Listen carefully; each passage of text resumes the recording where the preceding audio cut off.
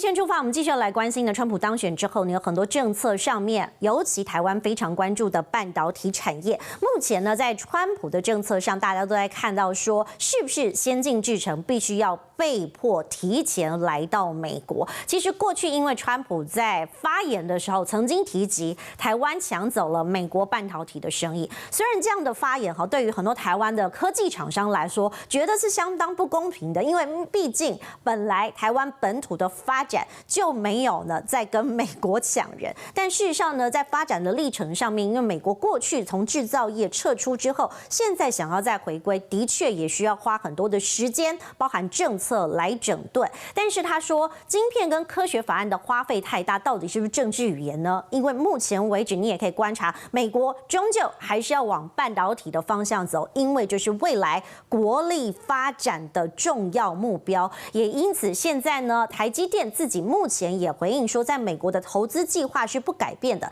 但是在路透社的报道认为，台积电会获得美国晶片法的最终补助，会在川普上任、拜登下台之前拨款，只是目前呢能不能够落实还是有问号。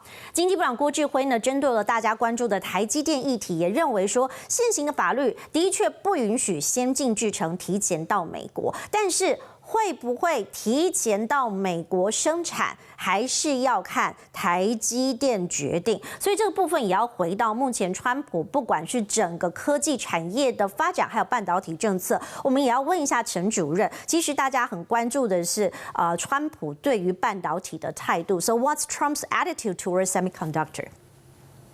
Well, as you know, during the last couple of years, the United States has tried to boost semiconductor production in the United States. They've tried to create incentives through the CHIPS and Science Act. Obviously, TSMC responded to that by seeking to bring some manufacturing to the U.S. I think Trump sees the semiconductor industry with strategic value, but also with economic value. And I think the big question will be, will Trump, for example, pursue a CHIPS Science Act 2.0? Will he try to ensure that semiconductor production increasingly and manufacturing increasingly is brought to the United States?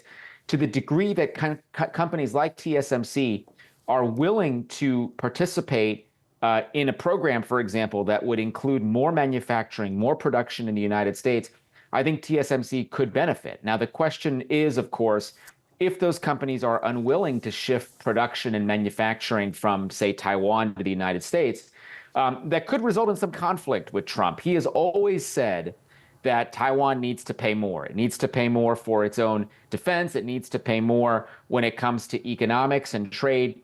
So we'll have to see the degree to which he would actually ask Taiwan to pay more if, for example, TSMC were unwilling to move manufacturing, unwilling to do more business with the United States. I think we have to wait and see. But there's no question that for Trump, the semiconductor industry is of critical importance to the future development of the American economy. 好，接下来关注的议题呢，其实大家也在关注未来的内阁会如何的来变动。接下来，其实川普重返白宫的同时呢，内阁名单也有一些人已经提前出来备受青睐了，比如说前国务卿庞培欧 Mike Pompeo， 这是对中强硬的人，所以大家也认为说他可能未来是国防部长的角色。另外的是前驻德大使 Richard。这一次呢，他说要让美国再次伟大的领导者也有国务卿可能呢被提名的机会，还有佛州的参议员 Marco Rubio。那当时呢，其实他是力推了这个香港人权的民主法案，对中的是强硬，所以这几个都有国务卿被点名的角色。另外一位大家比较熟知的是 Robert O'Brien。过去他在北约跟乌克兰上不断的支持，在 X 上面也不断的发声，甚至也转发了赖清德总统对于川普的祝贺。立场友台的这位有没有机会也成为国务卿的人选呢？这是目前大家可能在政治上角力当中比较关注的走向。不过呢，未来在国防部长可能也有一些不一样的角色，包含了庞培欧以及呢另外的佛州众议员 Mike Waltz。对中强硬的态度是不是可以持续川普的政策，都是大家关注的焦点。还有一位可能也有财政部以及商务部提名的田纳西州参议员 Bill Hagerty。这是大家都是关注的人选。不过有一张图我必须要来跟大家分享哈，因为过去在这一次的选举当中呢 ，Elon Musk 也扮演了一个很重要的角色。在开票过程当中呢，他甚至抱着一张这个水槽的图片。批了说后面是进了白宫椭圆形的办公室，所以呢，大家也觉得说未来呢，川普的这个内阁是大家很好奇的一部分。So Lenny, what's the potential candidates or you can think of these people can be the Trump's administration? Especially people are curious about Elon Musk's role. Or why will he like a consultancy or something? Yes.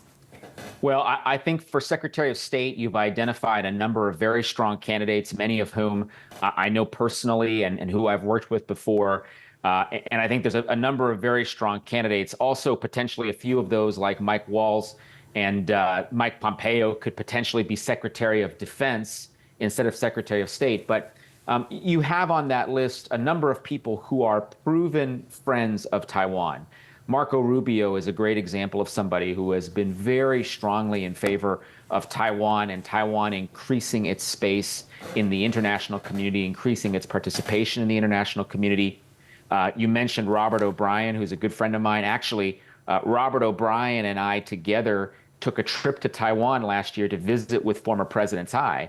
And that's when Robert O'Brien was awarded with the special award from the former president of Taiwan.